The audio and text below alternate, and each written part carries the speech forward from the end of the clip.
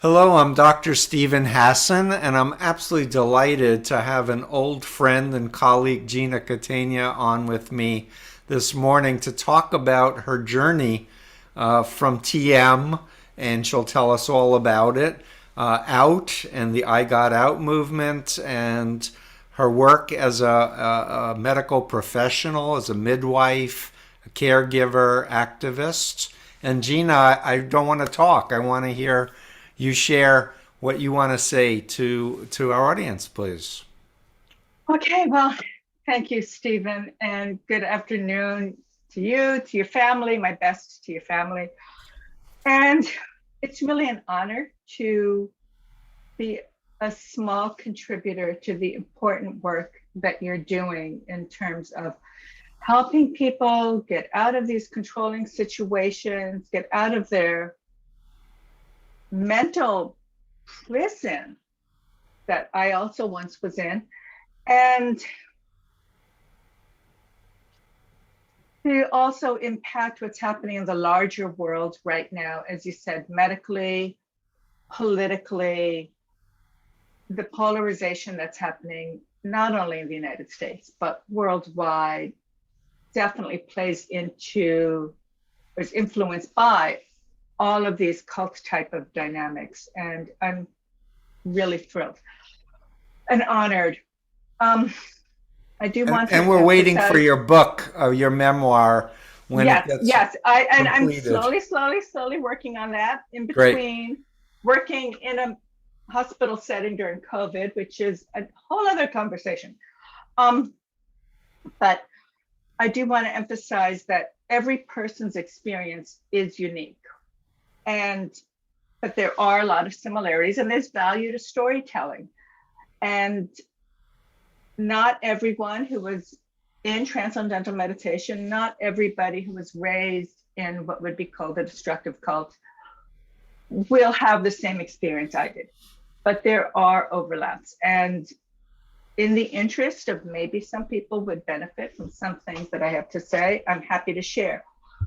I'm choosing to focus on the I got out side of this, which I believe is the theme that you're working on right now. Hashtag I So got out and I got out.org. Plug, plug. okay, got it. Please do interject questions at any point. You know enough about my background to know which salient points I should emphasize or maybe neglecting. I do want to mention, as you'd said, I am a certified nurse midwife and a nurse practitioner from University of California, San Francisco for graduate school, which, by the way, to UCSF researchers just today, it's all online, were awarded the Nobel Prize for physiology and medicine for finding the specific receptors for touch and heat, which is a huge breakthrough for the studies in chronic pain. But anyway, so I'm proud of my alma mater. It was very difficult to get into that program. Um, my background, yes, as you said, I was raised in transcendental meditation. Many people think that meditation is beneficial, is benign, is a valuable thing. And I would say that mental downtime is valuable. But I do want to distinguish that quote unquote transcendental meditation, trademarked as taught by the guru Maharishi Mahesh Yogi, whose Indian part of this organization supports Modi in India, by the way. Um, That's important to say because Modi is the head of India and is authoritarian and trying to push Hinduism and discriminate against Muslims and everybody else. so transcendental meditation starts in their entree to schools and elsewhere, saying that they're this benign, non-religious meditation program. And there is a tremendous amount of so-called research on the benefits of this. But anybody who knows anything about actually conducting research, that's not Google searches, that's actual study design, selecting participants, random sampling, would know that these studies on this meditation are actually very poorly designed. In fact, once upon a time, as a teenager, one of the early researchers in this program was trying to recruit me, telling me, put electrodes on the brain while you're meditating, saying, well, because you're well functioning. And I was a teenager and I didn't know anything about research design. And I said, but what about all those other people who sit in the meditation rooms and the lectures and they look like they're seizing? Don't we want to research them too? And the person said to me, no, we only research those people who are high functioning because we want to prove the benefit of Maharishi's teachings and bring this to the world. That's congruent with Arya Siegel's book and his experience as a teacher in TM, that the science is bogus, and he wrote a whole book about it that I did. Yes, I've got a copy of it there. He's quoted me quite a bit in that book. Yeah. Yes. So also the research studies, so-called research, are only done on people who've been meditating for a short period of time. So they have the initial glow to the experience. They don't talk about potential downsides of long-term effects of this. People who've gone psychotic, people who've become dissociative within the organization, or you could say cult. We call them space cadets because they were so spacey all the time. They don't just address the suggestibility of a hypnotic state. Meditation-induced psychoses. These were actually really common. They also don't talk about that with the advanced programs, for the cost of $1 million, one could become a Raja, wear a gold crown and robes, and supposedly be a spiritual governor for a continent or a country. We do have a Raja for North America, by the way, in case you didn't know. His name is John Hagelin. He past was a physicist from CERN. He is featured on the movie called The Secret, all about positive thinking. That's a tangent, but all of this does overlay. I essentially was raised multicultural. I was born into a family who was already following religious science, Norman Vincent Peale, the Rosicrucians, with the background that the mind controls everything. The mind heals all. You can think and control your health, the stock market, your business, your success, mind over matter. Fortunately, I did get my smallpox vaccine and polio vaccine before they became totally anti-medical and anti-vaccine. They then joined Transcendental Meditation when I was still in elementary school. And then it became not only mind over matter, but mantra over matter, advanced techniques in TM that cost a lot of money. Bring your short meditation to 2 hours or more twice a day, all of which cause a dissociation. The answer to everything was to meditate more, to become fully omniscient, to reach enlightenment. Life is here to enjoy. No one has the right to suffer. You learn supernatural powers, including so-called supernatural powers that were never proven, akin to Scientology supernatural powers of the same type of controlling weather and objects, except it's BS. Right. Supposedly learning to fly, turn invisible, have the strength of an elephant, be able to travel through the cosmos spiritually.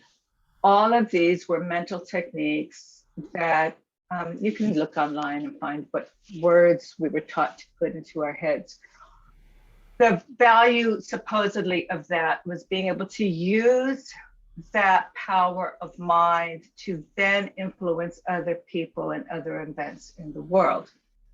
There was a lot of fasting, herbal remedies that are unproven, but all promoted with endorsements versus actual double-blind studies to their effectiveness.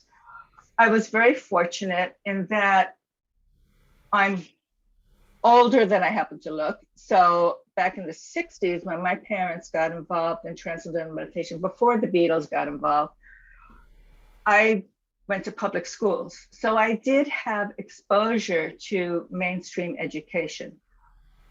Later kids went to the Maharishi schools. And so they may have a more difficult time, may not, broaching into mainstream. The although I So was before you go on, may I just interrupt and say Deepak Chopra was a big recruiter for TM and wrote an article in JAMA, the Journal of American Medical Association, about Ayurveda, got into a lot of trouble, exited the group, and stopped doing medicine and just became a guru. So I just thought I would throw in that, a lot of people don't realize Deepak Chopra was one of the major recruiters for this, what I consider an authoritarian cult. And it's really bad. I also, you had shown me before we started recording some show and tell things. If I don't know I'm if you going want to, yeah, I'm going Okay, to in a moment. great. So yeah, deep pockets.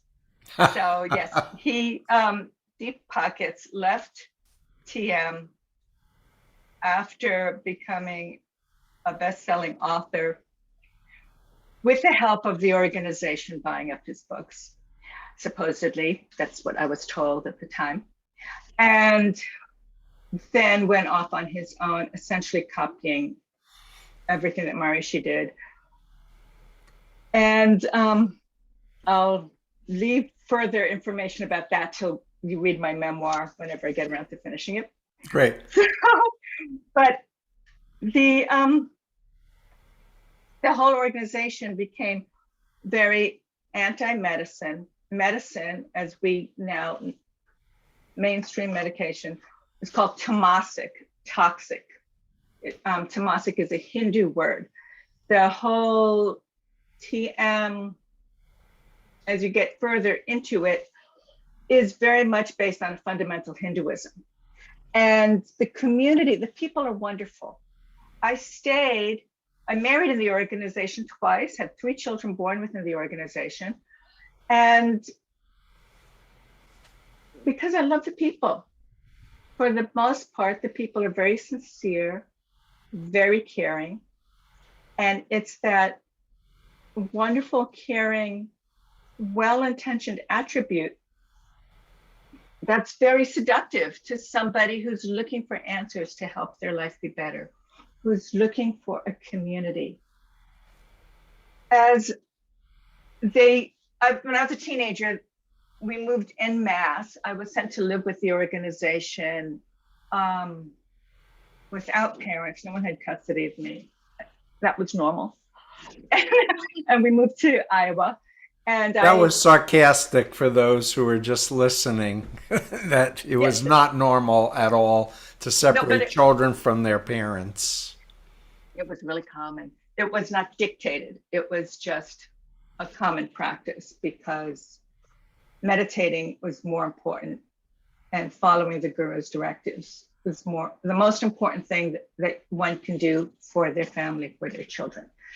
So anyway, so we moved to this community in Iowa when I was a teenager, and I went and marched to the local public school and enrolled myself before they had a high school that went up that far. The community, I love the small town community taking care of each other. We felt that we were safe with each other, although over time, that wasn't really the case. I do want to show some little to-dos. These are my top secret badges for, First Annual World Peace Assembly of Governors and Siddhas of the Age of Enlightenment. I will hide my last name because my promise to my children is I will not disclose anything about their father or them. So last name is changed. This is one. This is another. Look how cute and naive and young I was. I think I was pregnant with my second child at that point. And another one when I was being good, wearing my mystical pearls, that being purity. I still own those pearls. So yeah, jewels, high-end jewels would bring special powers and spiritual enlightenment, protect one from all kinds of things. So my daughter did attend their school, and God, you've got to love sometimes the targeted marketing online. Years later, when I started becoming an activist about this, primarily in the interest of people who were raised in any type of group. But so eBay, I'm buying something on eBay, and a recommended purchase comes up for this book, Growing Up Enlightened, about Maharishi's children's school. And lo and behold, you cannot see here, but front and center, you've got the large image of the guru, little altar there. And right above that picture is a smiling, beaming face of a very happy child who is my daughter. She also loved her community very much. The fact that people felt they very special, they were given these special teachings, the rest of the world was a scary place, but they felt safe with each other. But at the same time, I was living there, but not fully participating, because I was not going to neglect my children the way in which I had neglected. So as I say, painting this wonderful image, then why did I leave? Why am I here? Basically, I got tired of the limitations of thought. That speaking with my then husband about various concerns, we couldn't communicate as equals, because the answer to everything was Maharishi said. And if I said, Maharishi doesn't know about this, that didn't matter. Or I had been pulled aside by one of the high-end leaders in the group. Anyone from TM would know, Bevan.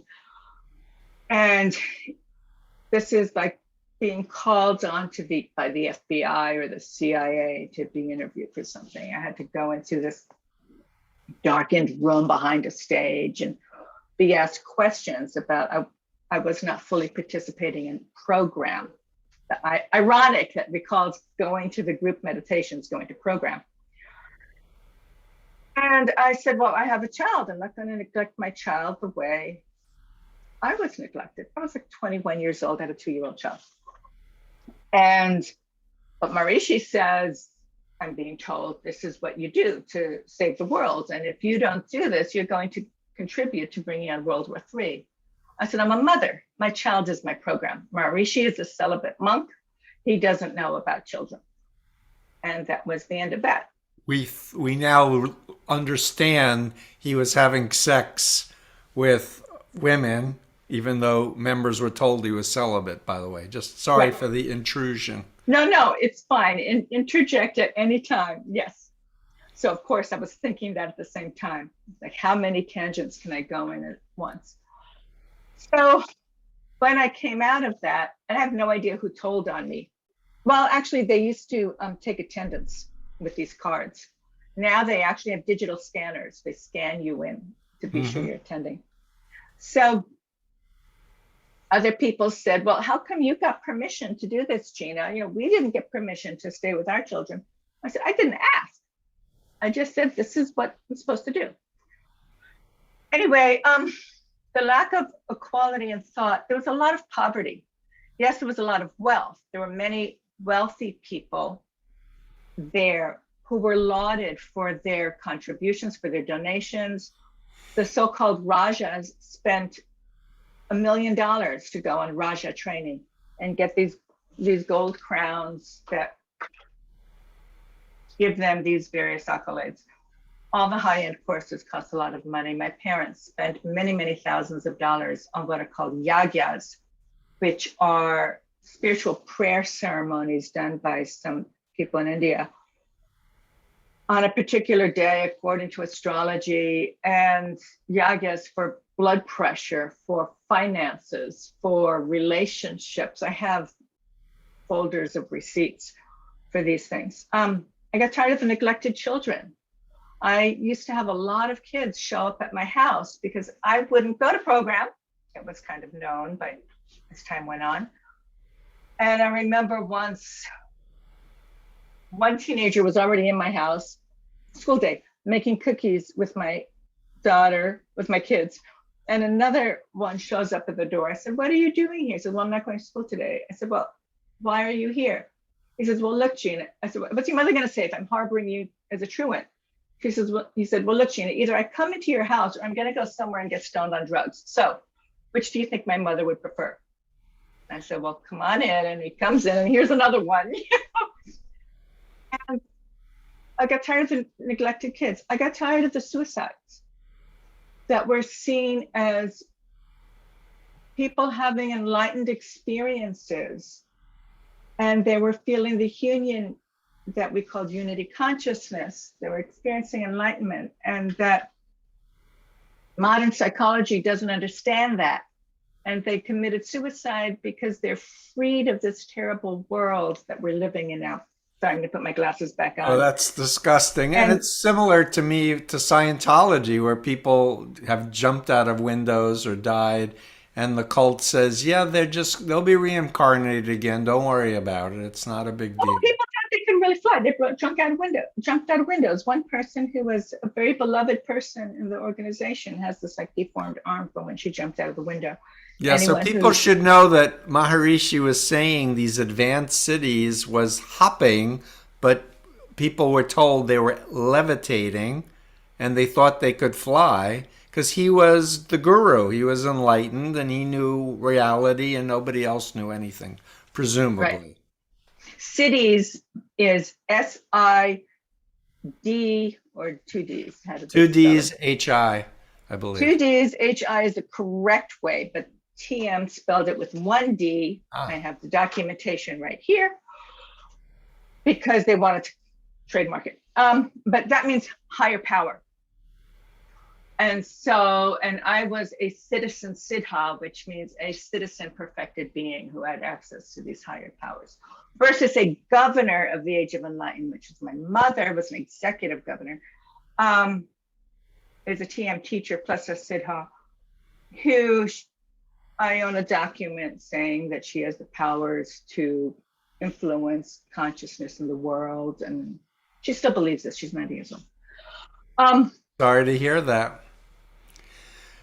But it also yeah. Anyway, explains, I think, to me and perhaps our listeners that you could get away with not going because your mom was such a big shot, and it created a dissonance organizationally if your mom couldn't control you and make you a good member to show up and do everything. At least that's what oh I'm yeah, oh thinking. yeah, oh yeah, yeah, yeah. So there was a lot of stigma around all that. And my then husband would blame his business failures on me because I wasn't going to program. So instead, he donated money to support his ex-girlfriend on the Mother Divine program, which is like the convent, except it's not like the Catholic Church where you join the convent, they support you. They have to continually recruit for money. So he would give money to her so that her thoughts, they didn't use the word prayers, her thoughts would benefit his business to counteract the negative influence of me not going to program and causing multiple bankruptcies and business losses and et cetera. So my lack of participation, this is great because you're just bringing me to the next step in my little notes I jotted this morning. Great. Bring me to that I became very socially isolated. I was living there, but I pulled my daughter out of the Maharishi school, put her in public school, which scared the living daylights out of her because she was here now entering third grade and was already taught to be afraid of the public school folks. And then she ended up with two circles of friends. She got to have two birthday parties because you couldn't have them in the same room at the same time. Her friends from the TM community and her friends from public school. Some of that within that community now has changed a bit, but some of it has not. So I just want to acknowledge that for anyone currently in Fairfield, Iowa, who hears this.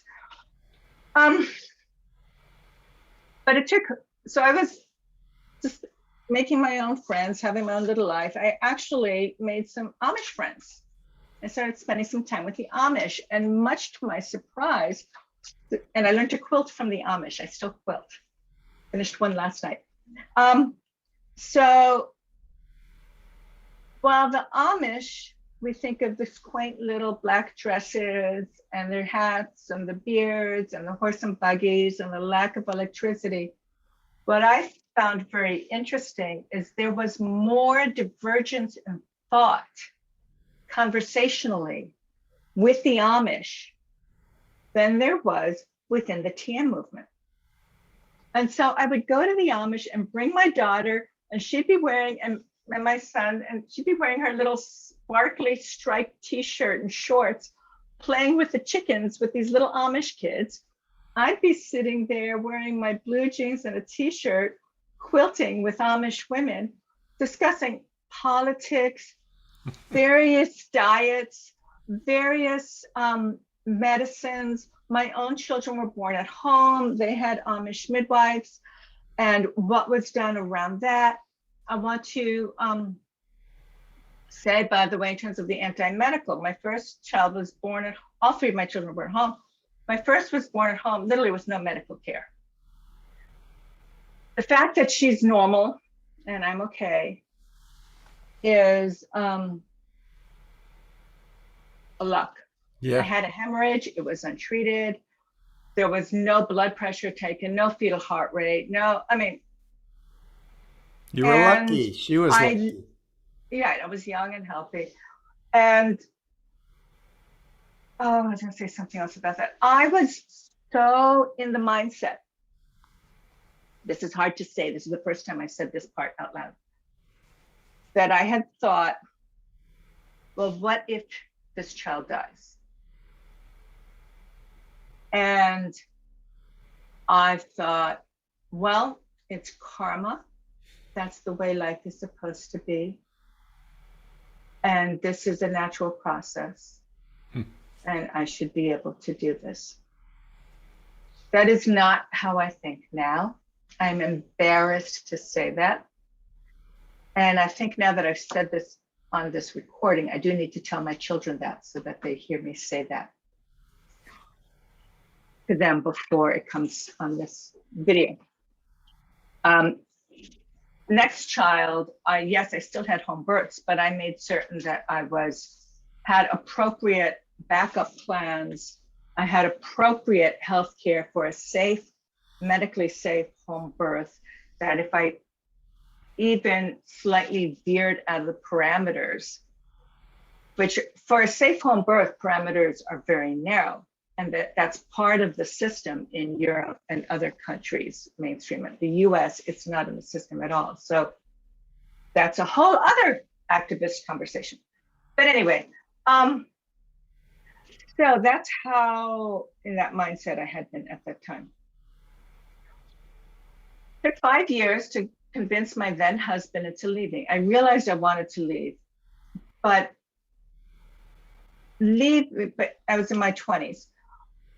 Leaving, especially when you're raised in such a group, comes with a very, very high cost, a very painful cost that still, I can feel my foot tighten as I talk about. One loses their connection, not only to work, not only to whatever spirituality, to their family, to their community, possibly also to their spouse. Normally, if somebody changes jobs, you still have your spiritual community, your social community, your family. Or, God forbid, someone comes from an abusive relationship. They still have their church, their community, their family. Or somebody leaves, I already say changes job, leaves the community, moves across country. They still have their original family. They can still stay friends with their old community. When one leaves a cult, a controlling closed system group, and when one's raised in that, they're jumping into the great unknown and losing everything, not knowing how to communicate with the outside world. And that's really scary. So I wasn't willing to leave by myself with my children. I knew I couldn't support them on the outside. I knew I didn't have the ability to socially interact with other people. I felt I had to convince my then husband to leave also. Now, this was before the days of the internet. Excuse me, I need water. Yep. Well, basically, what you're saying is a universal. People need an exit plan.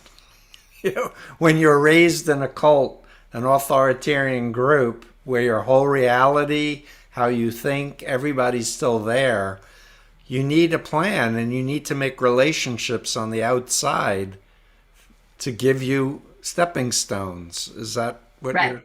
Essentially, yes. You need some sort of a plan financially, logistically. We were homeless for a little bit. And also psychologically, which I didn't get for another 15 years. So, You didn't get psychological counseling help for 15 years. Is that what you meant? correct, Mm-hmm. correct. Yeah, so when So, people leave and they don't have an exit plan, they may be homeless. Then they're highly prone to being picked up by a trafficker or some other cult. yes, and that, right. I know a lot of people who that happened to. Me too, And unfortunately. it's not for me to tell their stories. Right.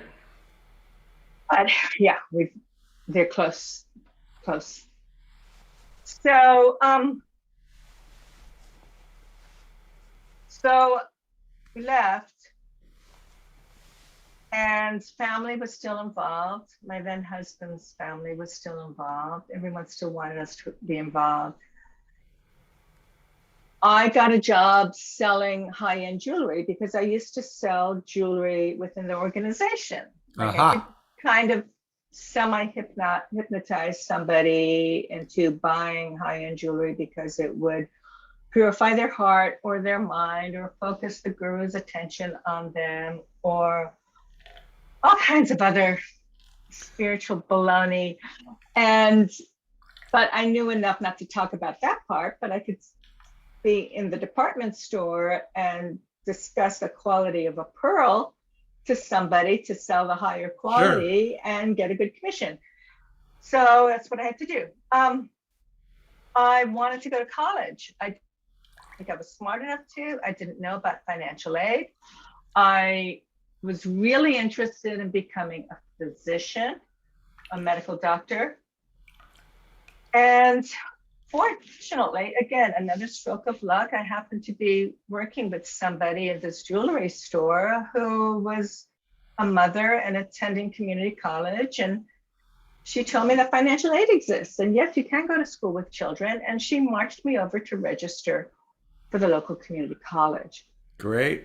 My first class, yes, yes. My first class was chemistry because everything else, was already taken. I had to, only the harder classes were still available for enrollment. Hmm. So, and here I was 30 years old, starting college. I have 3 children. I have a husband who's just playing video games 12 hours a day, which was his current method of dissociation. And he had jumped to another guru and then another one after that. And I was just trying to survive. And the kids in school, and they're trying to survive. They're going through what the period that they now refer to as the aftermath, capital letters, the aftermath for our family, which was mom and dad not knowing what we were doing, trying to make sense of the world and survive, and having been homeless and job instability, financial instability. So when I was in chemistry class one day, it's like the first week, periodic table is up on the wall. And this is explained how it's laid out, the elements of the universe, the positive and negative ions, the covalent bonds and the ionic bonds. And all of a sudden, after 30 years of coming from a family of seekers, all these different interpretations of God and mystical meanings of the universe, I literally leaned back in my chair in this big lecture hall and looked at this table with hydrogen up on the top, and there's calcium, and there was iron. And I'm going, that's God. That is creation. That makes sense. It took how many people, how many years to figure this out? There is a logic. There is a predictability. You pour certain things into these test tubes and you mix them up, and oh my God, silver formed or aspirin formed. I had a real headache after we made aspirin. In the So I'm going to interrupt you and lab. I just want to meta comment, so at 30 years of age, the good nature of your coworker saying, Gina, there's funding. You can go to school, you can get educated, and you're entering into the world of education and science and going, this makes sense. Exactly. Science made sense. And it was so exciting. And I loved it, and I couldn't get enough of it. And at the same time, I was doing very well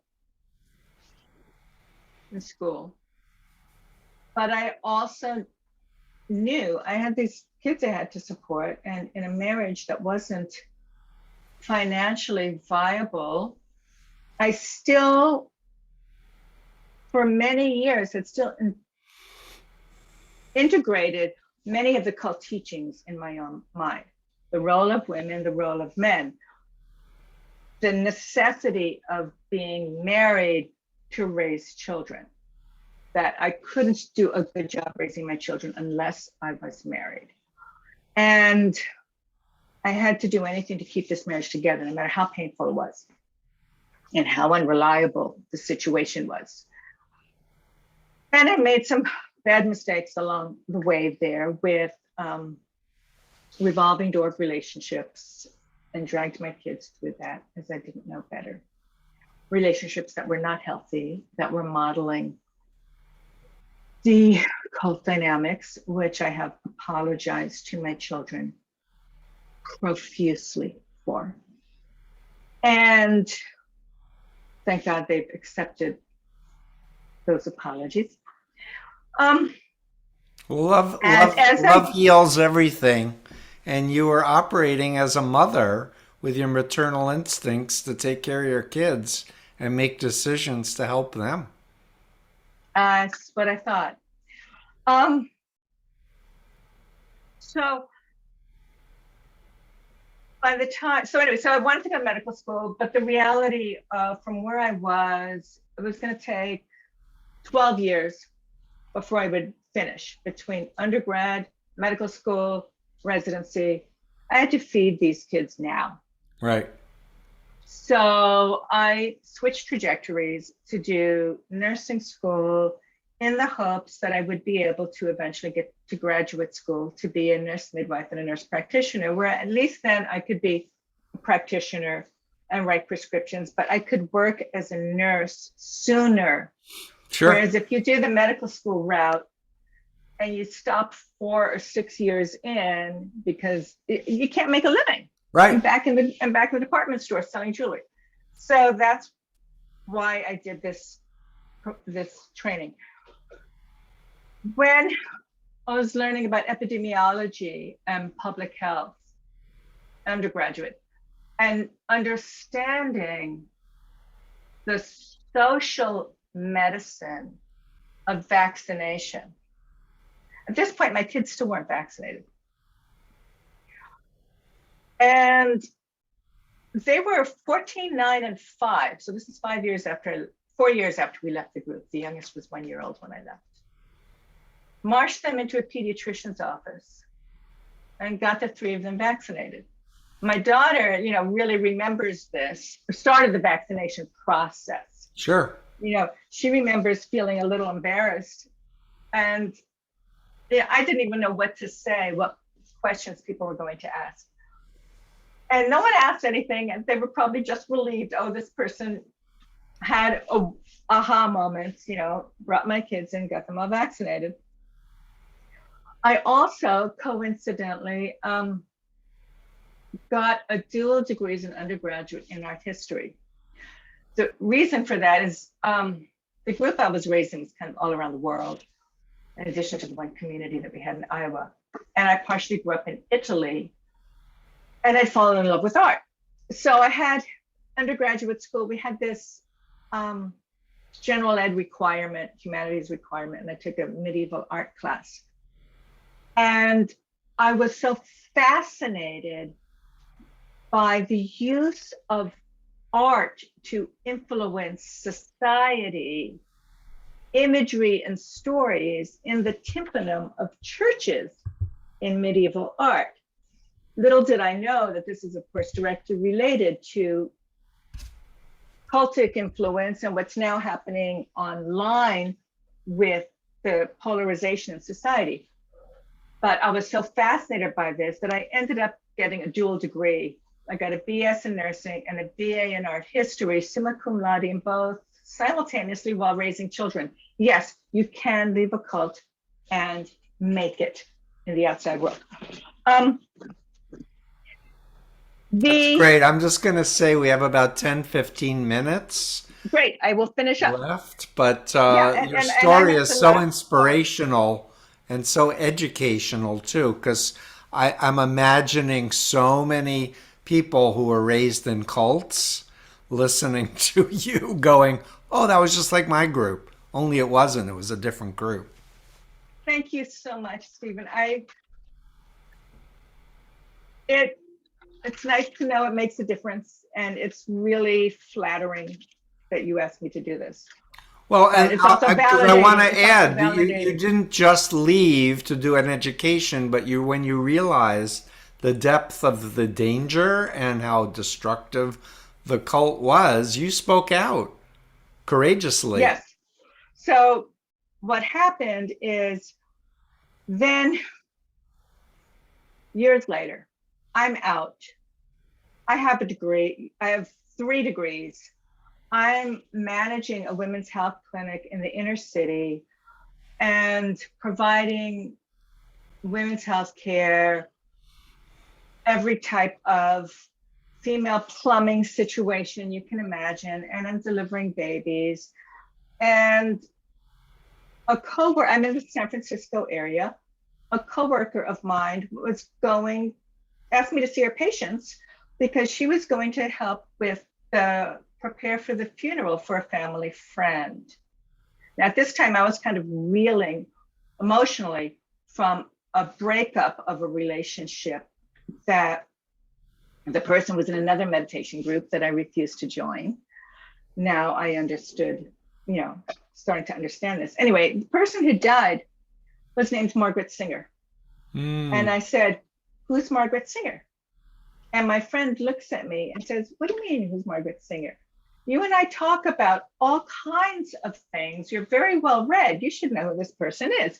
She's that person who studied Korean Chinese communist POWs, Russian. right, and applied it to deprogramming people from cults. And all of a sudden I thought, oh, I was raised in a cult. My whole family's in a cult. The relationship that just ended, he was in a cult. That's why my life is so effed up. And I just quietly wrote the name Margaret Singer on the corner of the desk pad. By this time we had the internet.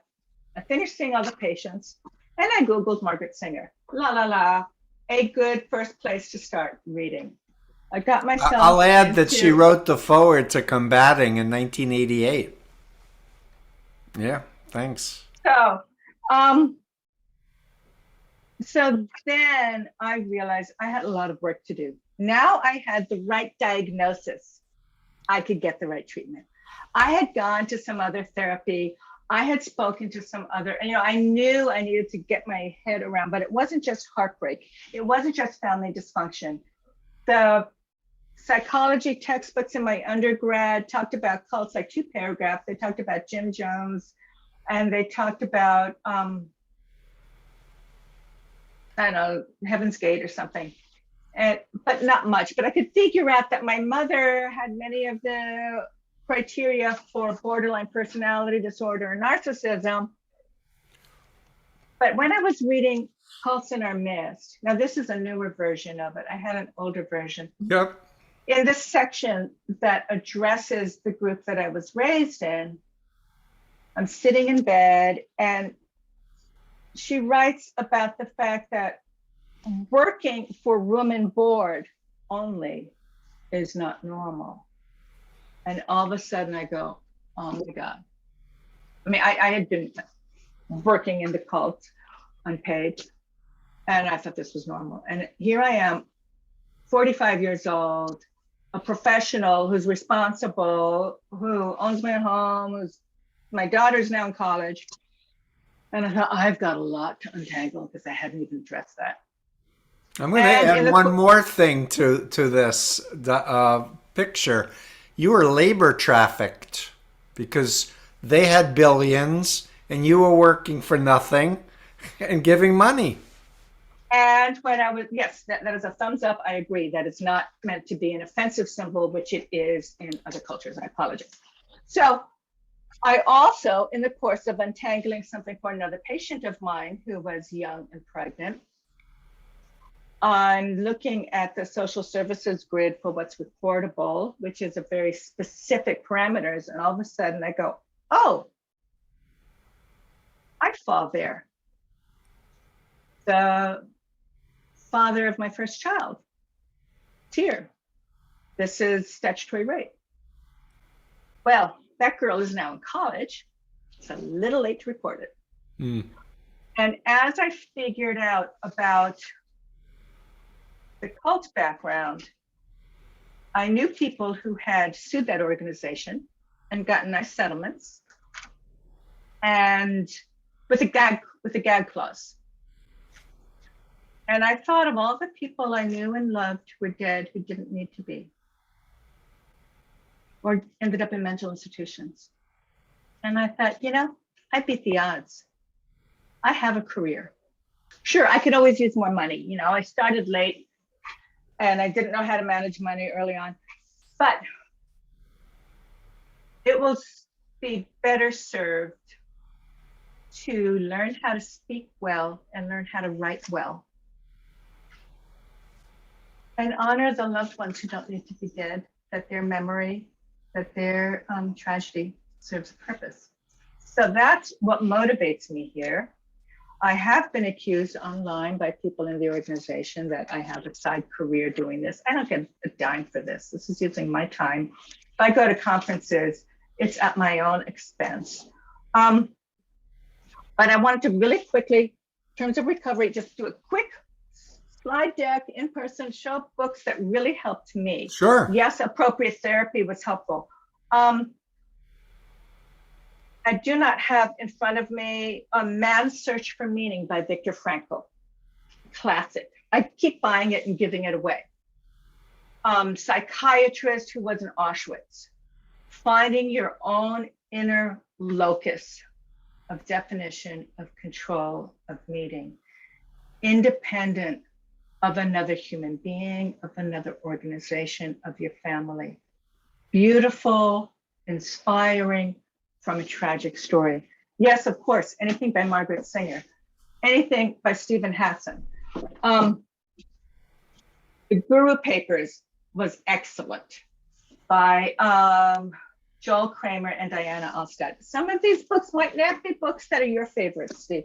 I love that book, by the way. Joel was a yoga teacher who wrote a book, and he started getting a whole cult following, and he realized his ego was starting to get tempted, and he was like, stop, I don't want to do this game. And he sent me a bunch of his essays. I said, put this in a book, and that's what turned into the Guru Papers. Great. Yes. I'm very, very proud of it's really helped a lot of people in any guru cult. Yes, these are all the books that I recommend to people. Great, keep going. And TM kids who I knew when they were infants show up at my house, I say, okay, here's certain books, here's the movies for you to watch while I go to work. I'll come home and we'll discuss them. This is Gina's made-up exit counseling system. It's great. You have power because you've lived it. Yeah, I wouldn't wish it on anyone. Me Captive neither. Hearts, Captive Minds, which is now out of print. This was by It's back in print. Wyatt and Lodge under a new title. Take Back Your Life. Yes, which I And Sarah contributed to. Edmondson just narrated it. Yeah, I think I'm under a pseudonym in that. There's a few, but I liked the original better. Okay. Recovery from cults. Help for victims of psychological and spiritual abuse, edited by Michael Langoni. Not my favorite book. I liked it. So when I was reading this, at one point, when I was going through all of this cult recovery stuff, it was a couple of years of really intensive reading everything I could. And my kids were home for Christmas. They're grown. And one day one of my sons walks by, sees me sitting in bed reading. And he says, Mom, you've got to stop reading this stuff. I said, I'm not hurting anybody. I'll be done when I'm done. Yeah. Nice. And so I remember once one particular cult expert at a conference said something to me about, and another woman who was raised in a group said, well, you should be done with this by now. And I eventually realized that as someone who's raised in a group, you're never done with it. I wasn't raised in a cult and I'm not done. Right. Well, you're making a living. I make a living something else. But the Right. reality is that we all have flashbacks and memories. And yet when you're raised in a group, every single childhood memory that might happen because of a food, that might happen because somebody said something.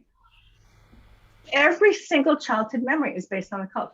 When I first left, I forgot to mention this, I had made the decision that the first 30 years of my life didn't happen. And I enrolled in school and I started education. I enrolled my children in all the extracurricular activities that I never had. I took swimming lessons for the first time at age 30. I wanted to learn to swim. I was a Boy Scout mom. We founded our own little Boy Scout troop, a group of parents that let the girls come along. And I learned by very quietly watching how other people interacted and learned social skills initially. And now I have my own little weird personality. But that was how I integrated. But pretending the first 30 years didn't exist didn't work. So reading these books and figuring out how my background fit into all of these things made a huge difference. I just want to interrupt you for 1 second, if I may, and just say the strategy you just named has happened so many times with so many people I've met, where they physically leave and they just put it in a closet, slam the door shut, say it's too painful, can't go there. So they just focus on building a life for themselves. So that's a very normal strategy if people don't have former members to take them under the wing, mentor them. It's so painful to look at it. I call it psychological chemotherapy. Chemotherapy is life-changing, life-saving, and can be a very painful process. Yeah, I've had chemo for my lymphoma, so I know exactly. Right. And so we will, as human beings, I think we try to avoid pain. Of course. Except when we're in so much pain that the only hope is to delve into it.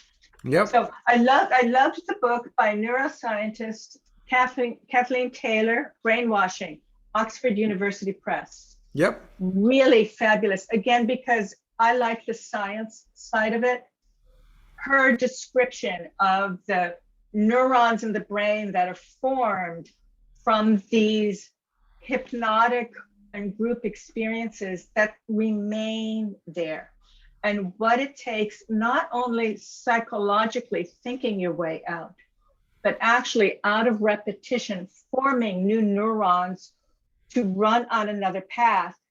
And yet you will sometimes find yourself reverting back. The strangest thoughts that still come into my mind sometimes. Oh my Lord. say if I have sex with somebody, I'm going to exchange karma with them for 7 years. Or what's another one? Being pure enough. I mean, it's just out of the blue, these thoughts will come in, and it's like, that's nothing. I also really enjoyed Martha Stout, The Sociopath Next Door. She describes how everyday narcissists and sociopaths that we might run into in school, in work, in our personal lives still exist. And for myself, I didn't jump into other cults, but I had jumped into manipulative situations and also had normalized certain situations professionally that were destructive. And I think this really helps understanding this probably for anybody from a group, but again, I feel like I'm only qualified to address people. So I would just comment on that thanks for holding that up, but narcissism is on, in my way of thinking about it, is on a continuum, and the universal quality is the grandiosity, the need for praise, etc., but lack of empathy. But it's the malignant narcissism, that's where you get into sociopathic or psychopathic, thinks they're above the law, pathological lying. So it's a step on the influence continuum even further in the unhealthy place. Yes, absolutely. And if somebody is in a group and you're in a relationship with somebody in a group, whether it's a coworker or I still have family members who I choose to have engagement with, you really don't know how much of their personality is actually their personality or the influence of the cult identity. Right. Exactly. But, you know, for my own sanity, I have to minimize my interaction with those folks because it's enough to just keep my own head above water. Yep. I do want to mention, I'm finally reading, I pre-ordered Stephen Hassan's other book, which you have in the background, The Cult of Trump, because you had told me it was coming out in Manchester. You had told me it was coming out. I was so excited. I pre-ordered it. I got it right away. I didn't start reading it until preparing for today. I'm halfway through. And you do a really fabulous job. It's an excellent book for just general exit counseling in terms of the polarization of society and comparing these various leaders along with, of course, this one particular person whose name is on the title and the influence. But well, when you get to chapter 7, I'm talking about all the authoritarian cults who were influencing Trump, who brought their base of followers, just as you were saying, TM supports Modi over there. It's really a cult comprised of cults. Oh, exactly. And this particular individual, 45, was not the start of all of this polarization. He just caused it all to congeal and made, Gina's opinion, made public hate acceptable.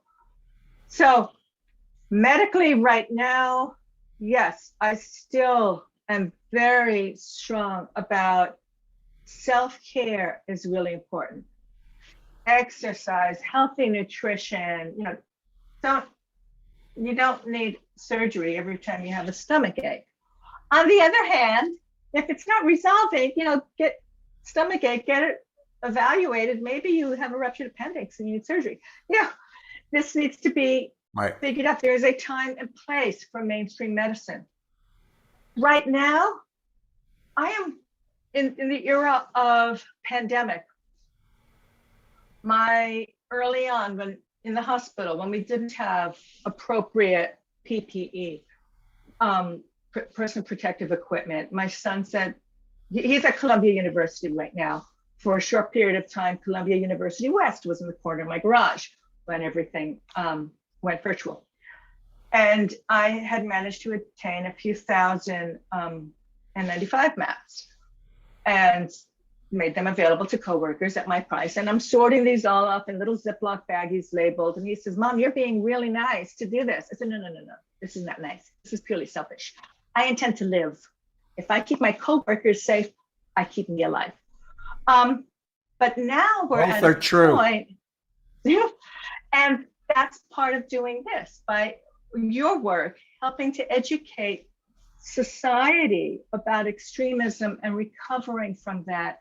And the painful psychological chemotherapy helps all of us, just like funding education helps everybody, even people who don't have children. Right now, medically, thank heavens that we have the COVID vaccine came out, because mRNA technology is a new biotechnology that is able to be quickly produced, much faster than, say, the smallpox or the tuberculosis vaccines, not tuberculosis, polio vaccines, because you don't have to have an attenuated virus or a full virus. You can just work on a little part of it. And it's a godsend. It's life-saving. It's wonderful to go to work now and have that vaccine. And we have the PPE. It's wonderful. On the other hand, as a nurse midwife at a high-risk, high-volume center, I can take care of people completely unmedicated, all natural, and promote that. And I can be involved with some pretty interventive procedures when those are appropriate. But we have so many people who are afraid of this COVID vaccine because they don't understand what they're seeing, what they're reading. And honestly, I'm tired of doing cesareans with a surgeon on unvaccinated women to pull out a live baby while the woman is dying on a ventilator because she refused to get a vaccine. It was one thing to do that a year and a half ago, when it was just tragic and scary and we didn't know. But now there's no excuse for these childbearing age mothers or these little babies who are born with strange neurological things because their mothers had COVID and it went to the baby in the womb. So, Gina, I'm going to need to wrap up, unfortunately, Okay. but I Thank just you. want to say I was asked to do an opinion piece for CNN, and I talked about how the anti-vax movement mirrors cultic programming of phobias, irrational fears around the vaccination, or that COVID was a hoax, and talking about information control, lies, and withholding and distorting information. And saying, look, if you understand the risks with data, you know you're at risk not to be vaccinated. And to my knowledge, I'll ask you right now, do you know of anyone who's died from a vaccination? Because I haven't heard, No, not even a single person. I haven't heard of I'm not anybody aware of documented it. that they causally were killed by a vaccination. But people, 700,000 Americans, as of the date of this recording, have died because of COVID. That's what's known about. Then you have the people who have heart attacks and strokes who can't get a bed in the ICU because it's full of COVID. Then you have the fact that our hospital rooms are barely stocked anymore because, God forbid, somebody comes in and tests positive for COVID. Thank heavens we're routinely testing everyone now. Then we have to throw away everything in the room. So the rooms are minimally stocked. Now you have a national shortage on EKG leads because they're all being used up in ICUs on COVID patients. You have a national shortage of Foley catheters. Gloves, half the time we don't have gloves the proper size. It's awful. I can't let you go without having you comment on the recent ruling in Texas concerning women's control of their bodies. I know we could do an hour on that, but just... It's more than women's control of their bodies. It is reaching, I use the word sacred very sparingly, relationship between a healthcare provider and a human being. So first off, Italy Catholic Italy, since the 1970s, has allowed pregnancy termination at request. It makes sense in terms of financially makes sense. Not all pregnancies are viable. This whole heartbeat law, at 6 weeks, there is no heartbeat. There are a few cells that quiver with electrical activity. The ultrasound machine is programmed to apply the sound of a beat to this electronic. So it's not a heart yet. Long from being a heart. A. B. Not just because a conception happens doesn't mean it's viable. Anyone who's had a garden knows you plant seeds, they don't all come up. First trimester, first 12 weeks of pregnancy, there's a very high, close to 40% chance of miscarriage. Most women by the age of 40 have had 2 to 3 spontaneous abortions. That's what is the medical term for a miscarriage. That's usually because the body somehow knows it's not quite right, just like not all seeds grow. Yep. The current legislation in Texas, because early pregnancy tests are now available, people know that they are pregnant very early, doesn't mean it's viable. And say if they have a miscarriage, their neighbor potentially could report them for having an illegal abortion when the woman is sad about having had a miscarriage. Right. Is mourning. Also, you can have pregnancies that occur outside the uterus. It's called an ectopic pregnancy. These pregnancies potentially could kill the woman. In fact, right after this law passed in Texas, we had somebody in our emergency room who had a 10-week gestation, ectopic pregnancy, needed emergency surgery and remove her fallopian tube to save her life. If that was in Texas, the woman would have died. You can also have the membranes rupture.